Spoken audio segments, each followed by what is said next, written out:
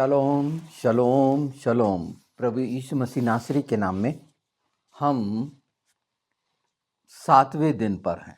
थोड़ा थोड़ा अभी आपने तीसरे दिन से लेकर 6 दिन तक का सुना होगा, और अब ये 7वां दिन 6 दिन से 7वें दिन तक के बीच का समय सबसे खतरनाक समय, और इस सच को बताने के लिए जो मनुष्य नहीं बता सकता, पवित्र आत्मा के द्वारा ही आप जानेंगे सत्य की सच्चाई। जब आज के लिए ये मैं रिकॉर्डिंग के लिए बैठ रहा था तो मेरी शारीरिक अवस्था जर्जर हो रही थी, एक थरथराहट। और वो क्यों, ये मैं आपको बताऊंगा। और ये वो सच्चाई जो परमेश्वर ने अपने वचन में दी है, उसे अगर हमने अच्छे से जान लिया तो वो स्थिति जो अय्यूब के 1 से लेकर 42 अध्याय अर्थात 42 सप्ताह तक के हैं, और अय्यूब का वो 9 महीने तक का कष्ट उठाना, वो सब है। बाइबल में बहुत स्पष्ट है, अय्यूब परमेश्वर की दृष्टि में एक शानदार सेवक परमेश्वर ने खुद कहे कि वो क्या है, और परमेश्वर जिसे अपना सेवक ठहरा रहे, ये साधारण बात नहीं है। हम प्रभु के सेवक हैं, हमें कह देना एक अलग बात, पर परमेश्वर अपना सेवक जब ठहराता है, और उसके वो शानदार दोस्त 3। अभी मैं मुख्य बात जो मुझे समझ में आ रही है, अभी मैं नामों पर नहीं जाऊंगा, उनके अर्थों पे नहीं जाऊंगा, पर उसके जो शानदार दोस्त जो उसको बहुत अच्छी सलाह दे रहे हैं, जैसे हमारे आसपास तकलीफ में अच्छी सलाह देने वाले बहुत से होते हैं, आत्मिक सलाह देने के लिए अगवे होते हैं, ये सब पर लागू होता है। और परमेश्वर ने उन्हें क्या ठहराया? एलीहू अय्यूब की किताब में एक विशेष चरित्र है। वो क्या कह रहा है और किस बात के कारण उसे दुगना हासिल हुआ? एक धर्मी जन था वो, निश्चित। अगर इसका ध्यान से हम अध्ययन करें तो परमेश्वर ने दोस्तों की बात पे आऊं तो उन्हें गलत ठहरा दिया। उनकी तमाम अच्छी सलाहों को, जो वो उसके दुख दर्द को दूर करने के लिए थी, उसे गलत ठहरा दिया परमेश्वर। और अंत में अय्यूब को प्रार्थना करना पड़ा अपने दोस्तों के लिए, उन सब लोगों के लिए। ये शिक्षा पर है आधारित, जो तमाम शिक्षाएं दे रहे हैं, पर शिक्षा का मूल क्या है हम इसमें समझ रहे हैं। इसमें समझना ही है, क्योंकि फिर या तो हम अपने आप को धर्मी ठहराते रहेंगे खुद के वो सब कामों पे, हम घुटनों पे नहीं आएंगे, जो सच्चाई से अंगीकार नहीं कर पाएंगे अपनी तमाम घिनौनी चीजों का, चाहे हम प्रभु यीशु में। ये मैं सिर्फ संसारिक और आत्मिक भेद की बात नहीं कर रहा, ये आत्मिक और स्वर्गीय भेद तक है, क्योंकि परमेश्वर क्या सोचता है और परमेश्वर की दृष्टि में क्या है। अगर हम चाहते हैं इन सारी चीजों से, क्योंकि हमारे लिए प्रभु यीशु ने अपना बलिदान करके, अपना लहू देके, अय्यूब के साथ कोई नहीं था, हमारे साथ प्रभु यीशु है। ये सब चीज से निकलकर हम सीधे 42वें अध्याय में हो सकते हैं, पर 42वें अध्याय के लिए जो अय्यूब ने किया वो करना पड़ेगा। बहुत सी बातें इसमें आई हैं जो समझने की हैं। परमेश्वर धर्मी ठहराता है, परमेश्वर जिसके पाप क्षमा करे। हमारी दृष्टि में लग रहा है कि वो पाप है, ये विचारधारा नहीं है, ये उसका उत्तर भी नहीं है कि उस लाइन को पढ़ के हम क्या समझते हैं कि परमेश्वर जिसको पापी न ठहराए, परमेश्वर जिसके पाप क्षमा करे। नहीं, ऐसा नहीं। कीचड़ में जो है सरकंडे का इसमें उल्लेख है 29, जो बहुत मुख्य बात है, जिसमें अय्यूब उस स्थिति पर बोल रहा है। मैं पूरी किताब की बात कर रहा हूं आपसे, उसके छोटे छोटे बिंदुओं पर नहीं, क्योंकि प्रभु यीशु है और हर कोई उस दौर से ये 6वें से 7वें दिन के बीच में गुजरेगा ही, उससे चलेगा ही, उसे चलना पड़ेगा ही। और उसकी मुख्य वजह है कि आप मसीही हैं, आप उद्धार पाए हुए हैं। आपका हमेशा हमेशा शैतान से सामना होगा ही, वहाँ तक पहुँचते तक।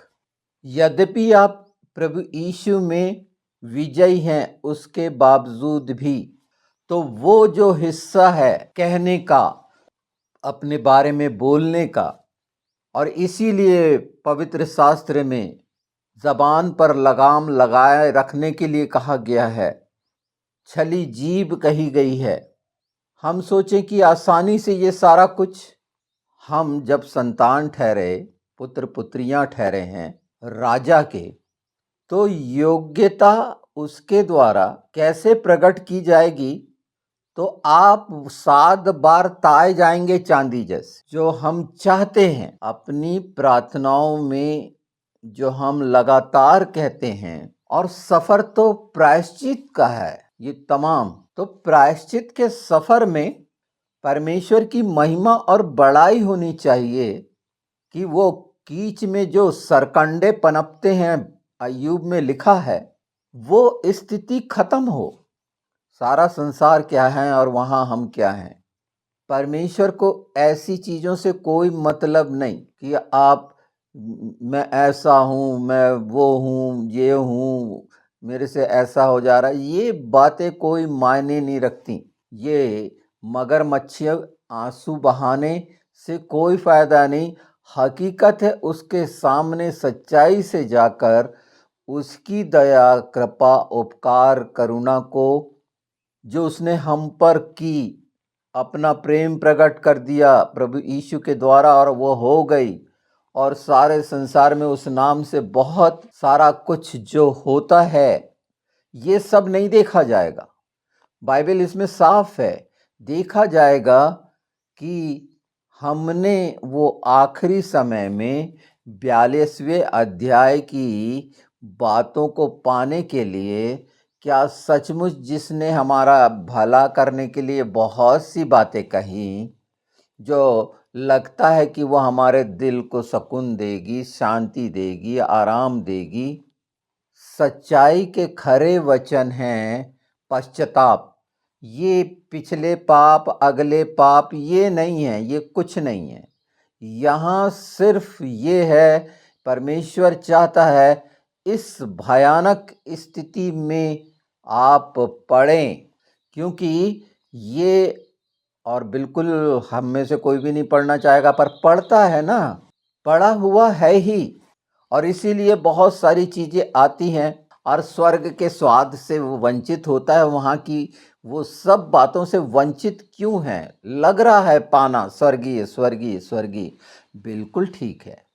अय्यूब वो भयानक किताब है सच्चाई की, कि हमें संसार और शरीर और बुद्धि के दृष्टिकोण से उसके 3 दोस्त भले लग रहे हैं, वो बात कि वो दिलासा देने आए।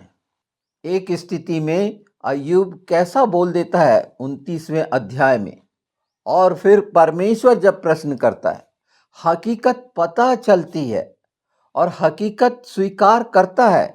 देखिए, अय्यूब जो बात कर रहा है हम उस पे करेंगे, उसकी दोस्तों की बात दूसरे अध्याय में उन नामों के साथ करेंगे, हम बिल्कुल करेंगे। और इसकी प्रत्येक और प्रत्येक बात पर हम करेंगे कि वो स्थिति में जो पहले से हमारे निश्चित कर दी गई है कि हम उसे जाने समझें। यहाँ कहता है अय्यूब ने फिर अपनी गूढ़ बातें उठाई और कहा, मेरा भला होता कि मेरी दशा बीते हुए महीनों की सी होती, जिन दिनों में परमेश्वर मेरी रक्षा करता था, जब उसके दीपक का प्रकाश मेरे सिर पर रहता था और उससे उजाला पाकर मैं अंधेरे में चलता था। वे तो मेरी जवानी के दिन थे, जब परमेश्वर की मित्रता मेरे डेरे पर बनी रहती थी। उस समय तक तो सर्वशक्तिमान मेरे संग रहता था और मेरे बाल बच्चे मेरे चारों ओर रहते थे। तब मैं अपने पगों को मलाई से धोता था और मेरे पास की चट्टानों से तेल की धाराएं बहा करती थीं। जब जब मैं नगर के फाटक की ओर चलकर खुले स्थान में अपने बैठने का स्थान तैयार करता था, तब तब जवान मुझे देखकर छिप जाते और पुरनी उठकर खड़े हो जाते थे।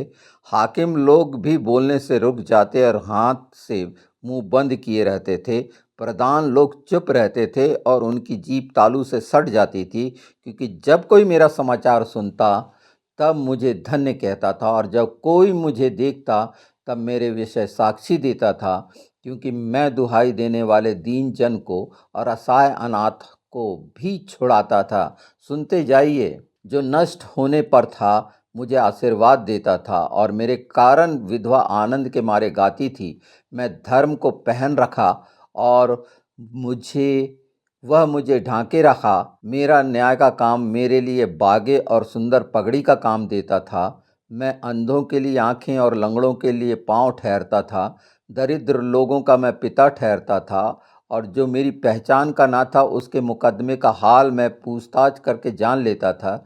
मैं कुटिल मनुष्यों की दाढ़ें तोड़ डालता और उनका शिकार करके मुंह से छीन कर बचा लेता था। तब मैं सोचता था, मेरे दिन बालू के तिनकों के समान अनगिनत होंगे, और मैं अपने ही बसेरे में मेरा प्राण छूटेगा। मेरी जड़ जल की ओर फैली, और मेरी डाली पर ओस रात भर पड़ी रहेगी, और मेरी महिमा ज्यों की त्यों बनी रहेगी, और मेरा धनुष मेरे हाथ में सदा बना रहेगा। लोग मेरी ओर कान लगाकर ठहरे रहते थे और मेरी सम्मति सुनकर चुप रहते थे। तब मैं बोल चुकता था, तब वे और कुछ न बोलते थे। मेरी बात उन पर मेंह के समान बरसा करती थी। जैसे लोग बरसात की, वैसे ही मेरी भी बाट देखते थे, और जैसे बरसात के अंत की वर्षा के लिए, वैसे ही वे मुंह पसारे रहते थे। तब उनको कुछ आशा न रहती थी। तब मैं हंसकर उनको प्रसन्न करता था, और कोई मेरे मुंह को बिगाड़ न सकता था। मैं उनका मार्ग चुन लेता और उनमें मुख्य ठहर कर बैठा करता था, और जैसा सेना में राजा या विलाप करने वालों के बीच शांतिदाता, वैसा ही मैं रहता था। ये देखिए, मैंने ये 29 अध्याय वो अपने बारे में बता रहा है। मैं 40 बार मैं कर रहा है, जैसे मनुष्य करता है। यहाँ सामने रखी गई है, वो चरित्र रखा गया है, और यही वो बात है, क्योंकि यही इच्छा मनुष्य की होती है कि मैं ऐसा करूं और वैसा करूं। कौन सी मन की इच्छा? सांत्वना देना किसे कहते हैं? कितना कठिन है। आत्मा के चलाए चलने में सब सरल है पवित्र आत्मा के साथ, पर मनुष्य के साथ कठिन है। तो जो व्यक्तिगत हमारे जीवन में परमेश्वर के साथ रिलेशन है, वो मायने रखते हैं। 42वां अध्याय, अगर हम उस ओर जाते हैं जहाँ पर देखिए उसके शानदार दोस्त हैं, बहुत अच्छी बातें कर रहे हैं, पर हम 42वें अध्याय में परमेश्वर का जवाब क्या है और क्या है वो बात, इसको देख लीजिए 7 से। ऐसा हुआ कि जब यहोवा ने ये बातें अय्यूब से कह चुका, तब उसने तेमानी एलीपस से कहा, मेरा क्रोध तेरे और तेरे दोनों मित्रों पर भड़का है, क्योंकि जैसी ठीक बात मेरे दास अय्यूब ने मेरे विषय कही है, वही तुम लोगों ने नहीं कही। पूरी बात पढ़ना आप। ये तीनों दोस्त अय्यूब को कह रहे हैं सारे विचार संसार के, और वो सब कुछ जो बना हुआ है वो अलग हो जाएगा, वैसा कहने की कोशिश नहीं करेंगे, क्योंकि पीड़ा को बढ़ाने वाली बातें हैं। वो कौन सी पीड़ा? जो स्वर्ग में यानी 7वें दिन में प्रवेश करने से रोकती है।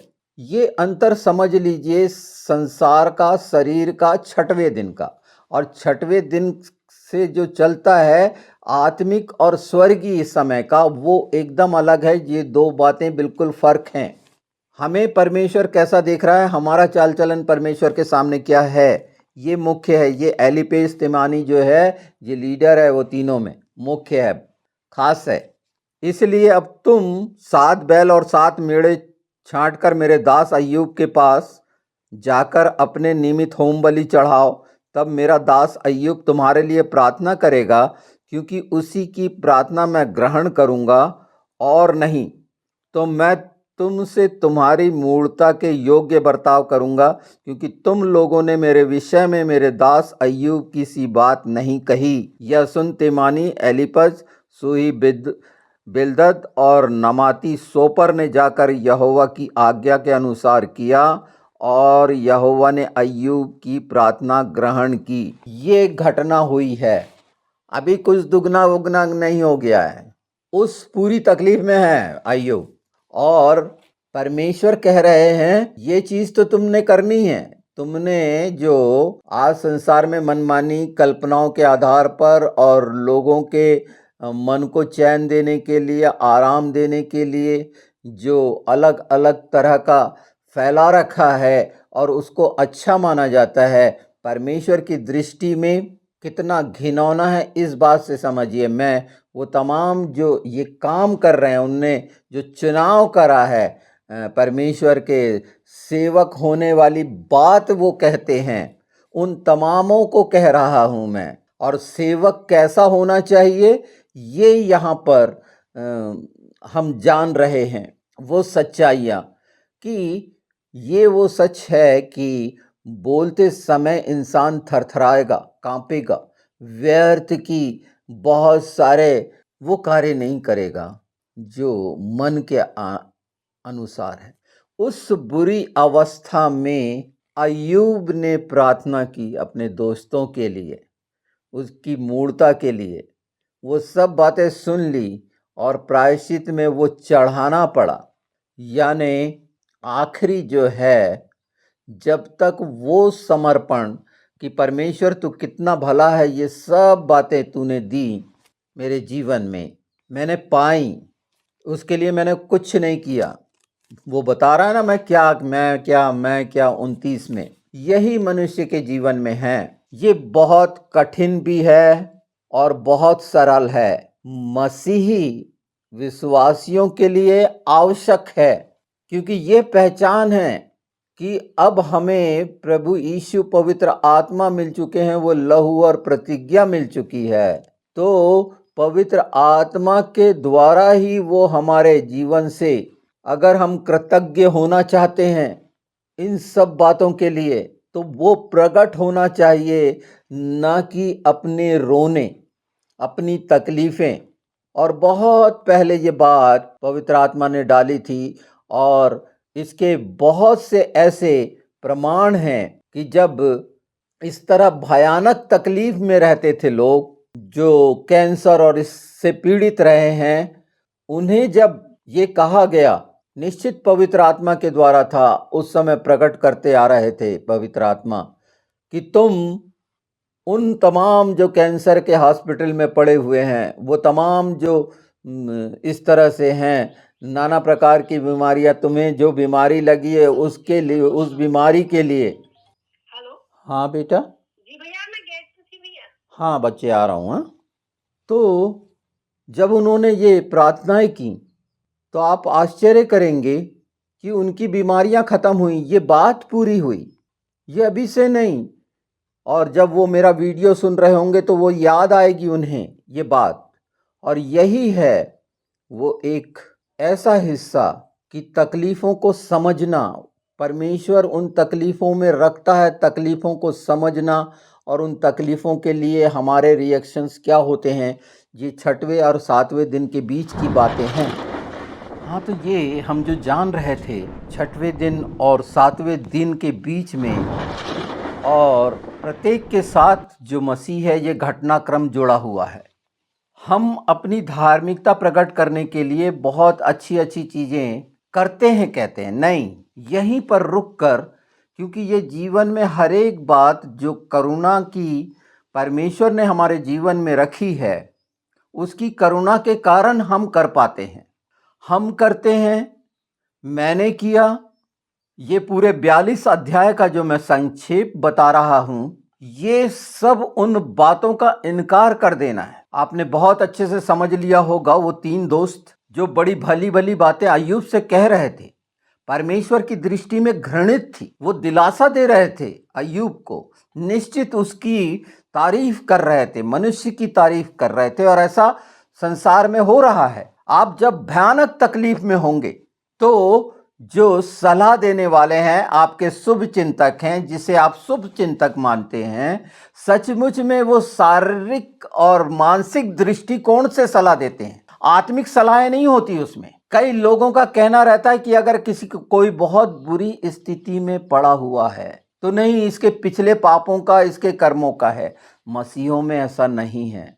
अय्यूब के साथ कोई नहीं था, उसके सांसारिक दोस्त थे। एलीहू उसमें एक विशेष कैरेक्टर है। हाँ, इसके दूसरे अध्याय में मैं ये बताऊंगा, दूसरे भाग में। पर यहाँ हमारे साथ प्रभु यीशु मसीह नासरी है, और 6वें दिन से 7वें दिन का सफर, ये सारी चीजें हमारे लिए रख दी गई। और इस बीच का सफर एक मसीही राजकुमार का, उसके पुत्र पुत्री का कैसा होना चाहिए, परमेश्वर उस योग्य चाहता है। और उस योग्य के लिए आप बाईपास कर दीजिए ना, एकदम एक अध्याय से 41 तक का बिल्कुल अलग कर दीजिए। उसमें क्यों पड़े हो, उसमें क्यों पढ़ो, उसकी इतनी कठिन कठिन बातें, उन समस्याओं में क्यों पढ़ो, सीधे 42 में क्यों नहीं पहुंच जाते। तो मैंने प्रायश्चित के मार्ग के लिए, जो आत्मा का मार्ग है, जो प्रभु यीशु ने हमारे लिए पूरा कर दिया, तो सच्चा प्रायश्चित करना भी नहीं आता क्या, कि मनमानी हर चीज के लिए क्यों क्यों क्यों। तो ये 7वें दिन के सफर तक ये क्यों क्यों बना रह सकता है, और इसे आप कभी भी खत्म कर सकते हैं। मैंने आपको बताया ना, ये इतना आसान नहीं था बोलना, और इसमें तो पूरा भी बोला नहीं गया, क्योंकि ये सच्चाई, मैं वो सच्चाई की बात नहीं कर रहा जो उसके शानदार दोस्त, परमेश्वर का बहुत अच्छा सेवक था ना अय्यूब, उस हिस्से को इतने आसानी से समझ लोगे।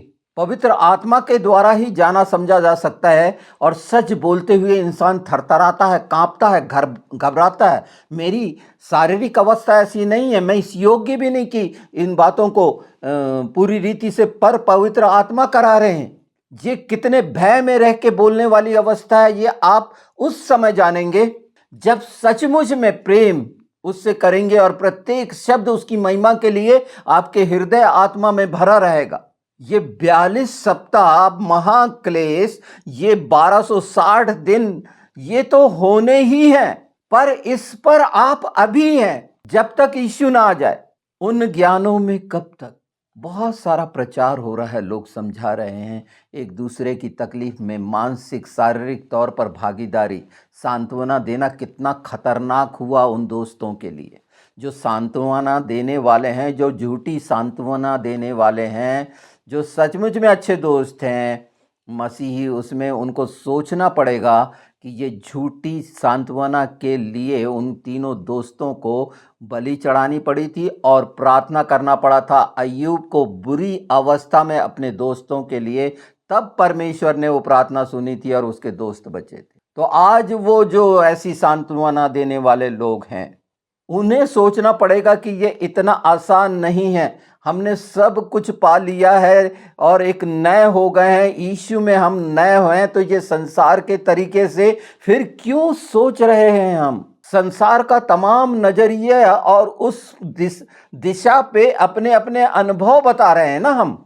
वो दोस्त अपने अपने अनुभव बता रहे थे घटित होने। यीशु ने, प्रभु ने साफ बात बोल दी कि मैं कह दूंगा मैं तुम्हें नहीं पहचानता, क्योंकि उसकी सिर्फ और सिर्फ एक ही चाबी है, और वो है सच्चा पश्चाताप। और वो पश्चाताप भी सच्चा तब होता है जब हमारे जीवन में उसकी करुणा, महिमा, उपकार, दया, कृपा की हम बड़ाई करते हैं, उसकी महिमा करते हैं। ये सारा दिन भर जो हम धर्मी बनने का काम करते हैं, बिल्कुल करते हैं, क्योंकि हर इंसान सोचता है मैं अच्छा हो जाऊंगा। कोई भी मनुष्य अपने आप के द्वारा कभी अच्छा हुआ ना हो सकता।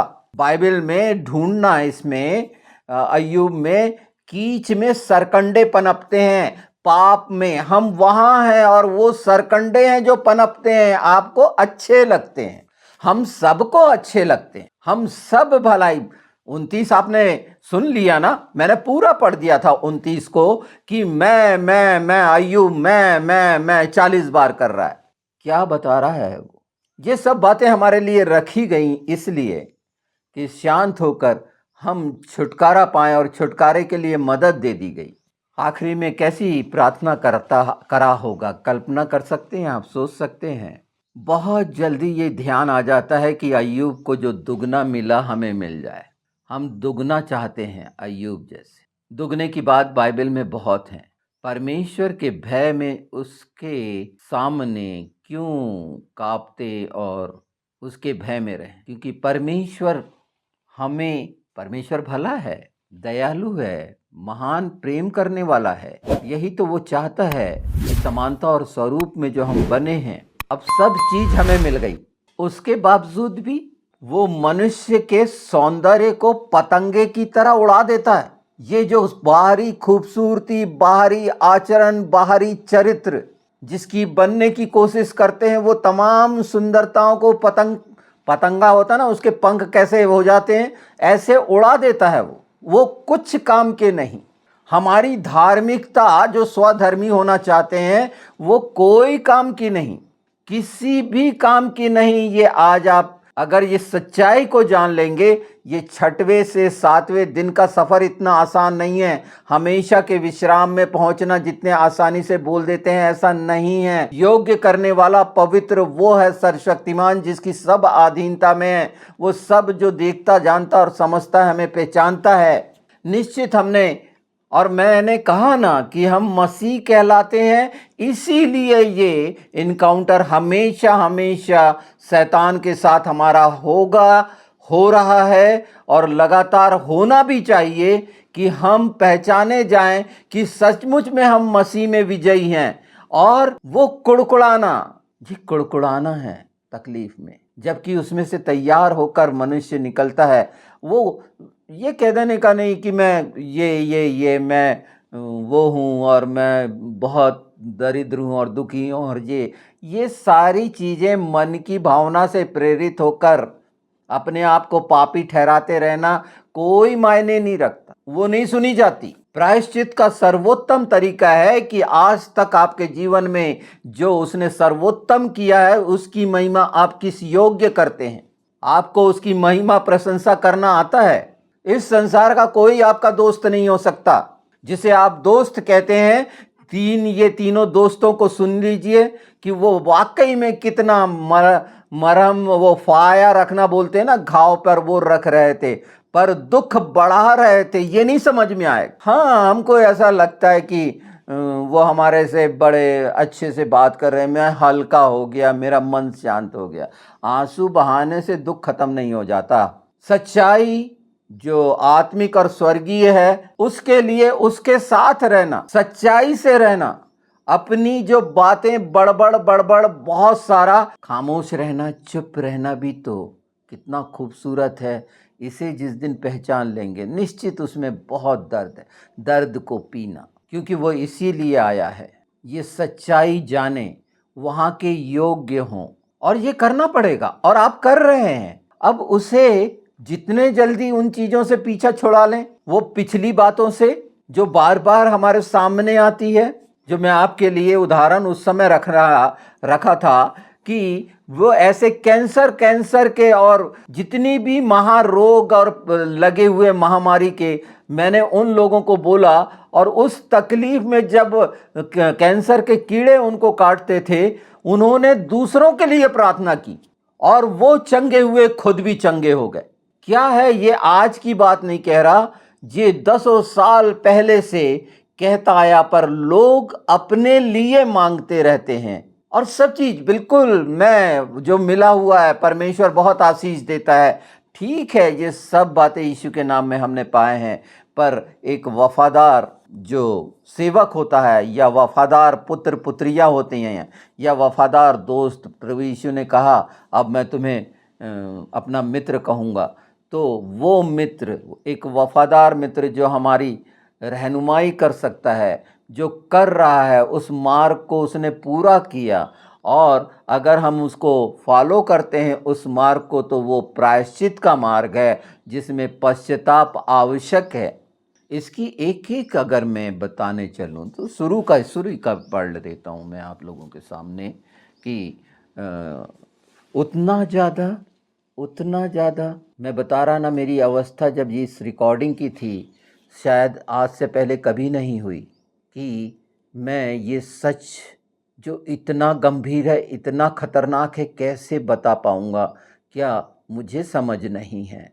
पर पवित्र आत्मा का धन्यवाद कि वो बातें जो छोटी छोटी सी आपको लग रही हैं, ये आपको हमेशा के विश्राम में पहुंचा देंगी। इसकी जो बहुत बड़ी बड़ी बातें ज्ञान की हैं, अंतर समझ लीजिए कि आप भलाई के लिए जो सोच रहे हैं या कर रहे हैं, वहाँ पर भी खुद का स्वार्थ जुड़ा होता है।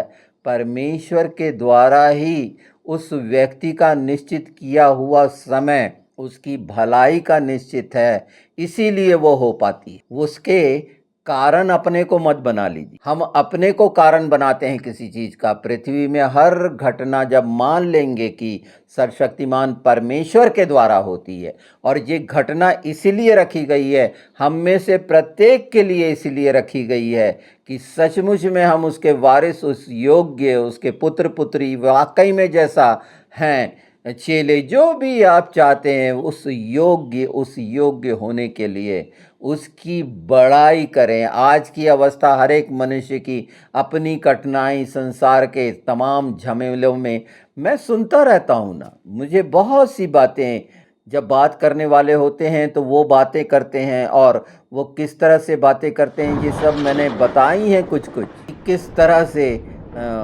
और कैसा कैसा लगता होगा जब मैं उनकी सुनता हूँगा। सब तरह की बातें होती हैं मेरे सामने। पहला देख लेते हैं, जिसमें जैसे मैंने 29 का बताया था, 29, 30 वगैरह ये पढ़ लेना, आप पढ़ के देखिए। पहले अध्याय में जब आप ये देखेंगे कि खास बात है, यहाँ परमेश्वर ही सब कर रहे हैं। शैतान ने कुछ नहीं छीना, शैतान ने विवश किया और परमेश्वर ने उसे परमिट किया, इजाजत दी। क्या समझते हैं इस बात से कि हर चीज उसकी अधीनता में है परमेश्वर की। हमारे सामने जो शैतान का रखा हुआ है, जो प्रभु यीशु ने हरा चुका है, जिससे हर बात और अधिकार मिले हुए हैं। तो अधिकार के बारे में मैंने बताया है कि अधिकार का मतलब होता है जवाबदार होना। अधिकार का मतलब किसी पे रौब गांठना, किसी को अधीन करना नहीं होता। अधिकार होता है उस बात को पूरी सच्चाई और ईमानदारी से, जो वचन की है हमारे द्वारा, ईमानदारी से करी जाए, देखभाल करी जाए, रक्षा करी जाए। ये मन के अनुसार नहीं है, ये खुश करने वाली बात नहीं है। और यही सारी कुछ बातें जो वहां से शुरू हुई, जिसमें उसने बड़बड़ाया, कुड़कुड़ाया, 2 में आप पढ़ेंगे तो वो देखेंगे कि क्या हालत होती है उसकी। ये सब पढ़ते जाएंगे, सब आपको मालूम होते जाएगा, पर कब तक याद रहेगा। आज जिज्ञासा, मन की जिज्ञासा है ना, उन हालातों में सब गुजर रहे हैं। मुझे जो सबसे खूबसूरत इसमें लगता है वो आज का नहीं है, वो मैं आपको पढ़ के सुनाता हूँ। आज जब अय्यूब की बात आई है तो ये जानिए कि मुझे सांसों के संबंध में कि सांस क्या है, और यहीं पर जब मैंने बहुत पहले इस पर पवित्र आत्मा ने मेरी दृष्टि कराई और इसकी समझ दी कि तेरी दी हुई सांसों से मुझे प्रेरणा मिलती है। और ये एलीहू के तर्क में जो दिया गया उसमें पाया जाता है। इसके ऐसे हेडिंग डाल दी हैं इनने अपने टाइटल पर, मैं उन पर ध्यान न करते हुए 32 में ये बात 32:8 में लिखी है, परंतु मनुष्य में आत्मा तो है ही, सर्वशक्तिमान की दी हुई सांस, जो उसे समझने की शक्ति देता है या प्रेरणा देता है। और यहाँ पर जो अनुवाद की बातें हैं वो जब हम नामों पे जाएंगे तो सांस क्या है, सांसों के बारे में जो परमेश्वर की, जिसे विंड बोलते हैं, स्पिरिट बोलते हैं, परमेश्वर ने अपनी जीवन की सांस फूका, वो सांसें वो अगर ले ले, सबसे ले ले, खींच ले वापस, तो कौन रहेगा, कौन रह सकता है? कोई भी नहीं।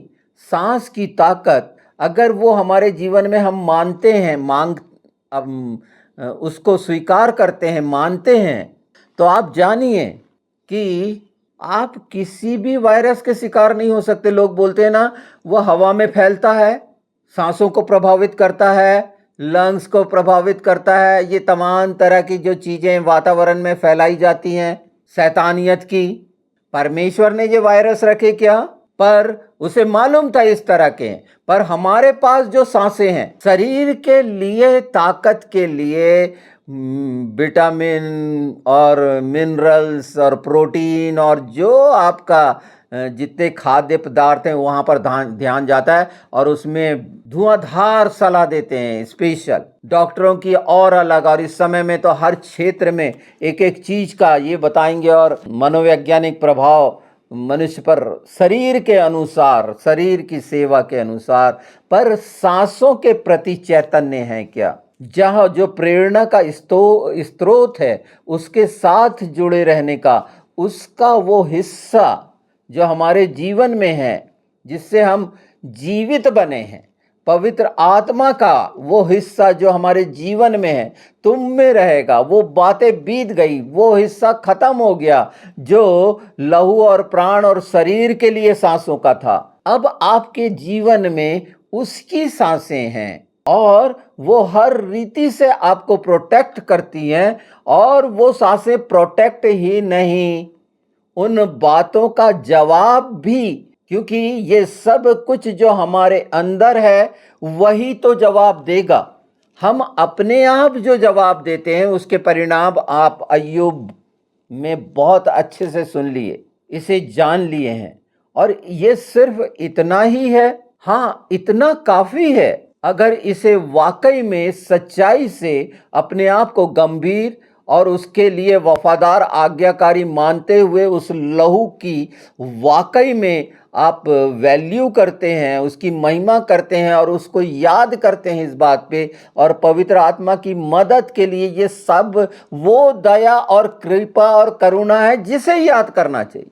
घर में घर बन गया, घोड़े गाड़ी हो गई, ये हो गई, ये उसकी दया कृपा, ये तो आपने चाहा था और उसके लिए आपने उसका जो है मूल्य चुकाया है। इसको आपने जो माना है, ये संसार की आशीषों को कि मेरे पास ये है, वो जो आवश्यक है, जिसके साथ रहना है, कृतज्ञ होना है। वो शिक्षाओं से पीछा छुड़ा लो, उनको माफ़ कर दो जो इस तरह के आए थे। और वो जो आत्मिक नुकसान करने वाले, यहाँ आत्मिक नुकसान है, स्वर्गीय स्थानों में प्राप्ति, दुगने प्राप्ति का। यहाँ दुगना प्राप्त किया गया। वहाँ जितने वो घोड़े थे, गाय बैल जो थे, वो सब दुगने हुए थे। क्या है? परमेश्वर ने सब दिया हुआ है और सबसे बड़ा इकलौता बेटा दे दिया है हमें। हमारे जीवन में जो हमें मिला है उसको दुगना करना हमें आना चाहिए पहले। और वो जब हम अपने जीवन में इस इच्छा को रखेंगे जो परमेश्वर की इच्छा के अनुसार है, तो फिर वो तीन दोस्त जैसे नहीं रहेंगे, वो खरे वचन होंगे। हो सकता है ये सुनने के लिए जो कान की खुजली हैं बोरियत का विषय हो, पर एक दिन ये बात याद आएगी। पर आज मैं कहता हूँ कि अगर जिस भी समस्या में आप पड़े हैं, जिस भी परिस्थिति में आप पड़े हुए हैं, सब चीज़ों को हटा दो और धन्यवाद का जो मैंने 7 बजे सुबह और 7 बजे शाम का रखा था, वो ये प्रायश्चित का सबसे बड़ा हिस्सा है, जिसमें धन्यवाद उस महान दया का जो हम पर हुई है, चाहे संसार, शरीर, मन, आत्मा और बुद्धि में ये सब चीज़ें आ गईं। आत्मा अपने आप पश्चाताप कराएगा। मैंने ये भी कहा था कि धन्यवाद कहते हुए आंसू बहेंगे, धन्यवाद कहते हुए आप क्षमा करेंगे, धन्यवाद कहते हुए आप माफ़ी मांगेंगे। इसको छोटी बात, हाँ छोटी है, बहुत छोटी है, जो बड़ी बड़ी बातें और बड़ी बड़ी बातें जानते हैं उनके लिए ये बात बहुत छोटी है, पर यही दुगना करती है स्वर्गीय राज्य के लिए, 7वें दिन में परम विश्राम के लिए। नहीं करेंगे, हम अपनी प्रार्थना करेंगे, बिल्कुल करिए शौक से, जो आता है आपकी बुद्धि में, अनुभव में, शौक से सबको बताइए और सोचिए कि उससे उद्धार हो जाएगा। ये आपकी कल्पना है। यथार्थ ये है कि यीशु के बिना और पिता के बिना, जब प्रभु यीशु कहते हैं कि मेरे पिता की इच्छा के बिना कोई मेरे पास नहीं आ सकता, तो ये जान लीजिए कि आप कहाँ पर हैं और क्या सोच रहे हैं। आप भावनात्मक कुछ भी सोच सकते हैं, आप स्वतंत्र हैं। उससे परमेश्वर का कोई लेना देना नहीं। वहाँ पर आप अपनी भावनाओं में बहकर वो जैसे दोस्त बने थे, हित चिंतक बने थे, आप दूसरे के लिए समस्या खड़ी कर रहे हैं, उसकी समस्या को दुगनी कर रहे हैं। एक तो वो दुखी है और पीड़ित हो। जब सहानुभूति प्रदर्शित करता है कोई इंसान तो और रोता भी लगता है। असली उपाय नहीं, उपाय करने वाले परमेश्वर ने हमारे लिए उपाय कर दिया है। हाँ, इसको कंटिन्यू करेंगे हम इसके दूसरे भाग को, जिससे हम ये और अच्छे से समझें। निश्चित पवित्र आत्मा चाहेंगे इस हिस्से को और आगे बढ़ाऊं, जो वाकई में बहुत भयानक और कठिन है, पर प्रत्येक व्यक्ति को 6वें से 7वें दिन के बीच के सफ़र को, ये 42 सप्ताह के सफ़र को, अब उसे आप महाक्लेश का सफ़र कहें जो यीशु आने का है। ये 42 दिन में यीशु आपके से, ये 42 हफ्ता में यीशु, ये 42 दिन में यीशु आपके पास। ये समय, वर्षों, ऋतुओं के बारे में जो 1:14 से चल रहा था वो साथ साथ है, कहीं अलग नहीं हुए हैं। 6वें दिन की सेवकाई का तो वो सेवक जाने कि सेवक का कर्तव्य क्या है। उस बात को याद रखें जब प्रभु यीशु ने अपना गमछा कमर में बांधा, लोगों के पैर धोए और उसी गमछे से पैर पोंछे। ये काम भावनात्मक था, सच्चाइयों को बताना, क्योंकि मनुष्य ऐसा कर रहा है और पवित्र आत्मा के बिना आप सच्चाई जान नहीं सकते। पवित्र आत्मा के बिना बिल्कुल नहीं, बिल्कुल नहीं, बिल्कुल नहीं। और इस संबंध में चौथा दिन जो पवित्र आत्मा का पेंटिकोस्ट का मिलना था, हमारे चौथे दिन में सुने होगे, पता नहीं कितना समझ में आया। 5वें दिन का अनुग्रह का सुनोगे, 6वें दिन का सुनोगे, ये 7वें दिन का सुनोगे, पर हमारे साथ पवित्र आत्मा हमारा मददगार है वो सारी बातों को समझाने के लिए कि कौन ठीक है और कौन गलत है। तब तक अपना ख्याल रखिए। इन बातों को इधर उधर से हटकर 1 घंटा कम से कम साथ होकर, प्रभु के साथ होकर, इन सब बातों में मैं चाहता हूँ कि छुटकारा पाना चाहते हैं तो जो परमेश्वर ने चाहा उसे पूरा करिए और आप देखेंगे कि वहाँ पर आप उस दुष्ट को हराएंगे जो हारा हुआ है। और यही सर्वोत्तम महिमा है परमेश्वर की।